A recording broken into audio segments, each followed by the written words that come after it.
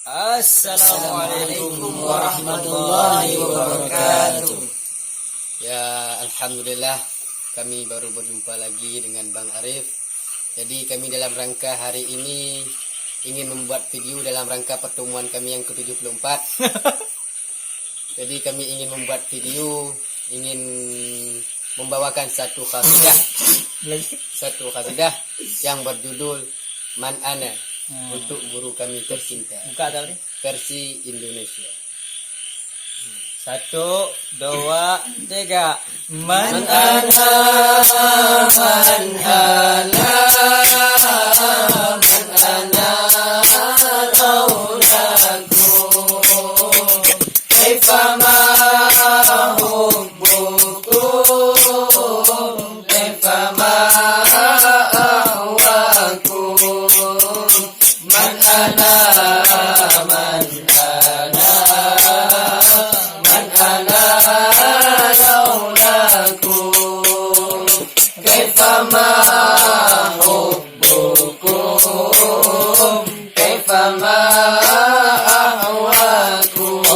Allah ya Allah ya Rabbi, sayangi guru kami, tutuplah aibnya, angkatlah derajatnya, kalaulah tanpanya ku bukan siapa-siapa,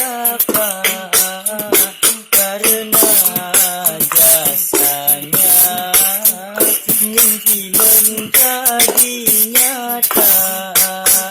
Man ana, Man ana, man ana, laulaku, Allah Allah. kaifama hubbukum, kaifama ahwakum, man ana, man ana, man ana, laulaku, kaifama hubbukum, kaifama ahwakum.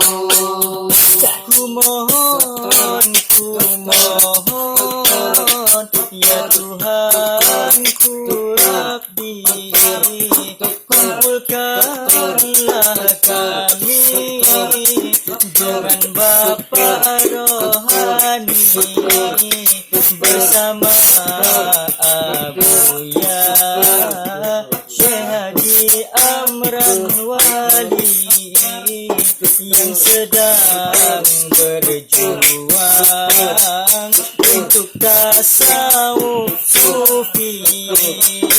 Man ana, Man ana, man ana, laulaku, kaifama hubbukum, kaifama ahwakum, man ana, man ana, man ana, laulaku, kaifama hubbukum, kaifama ahwakum.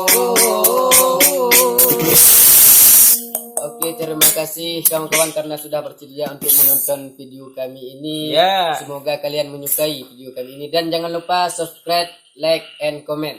Jika kalian suka jangan lupa di-share ya.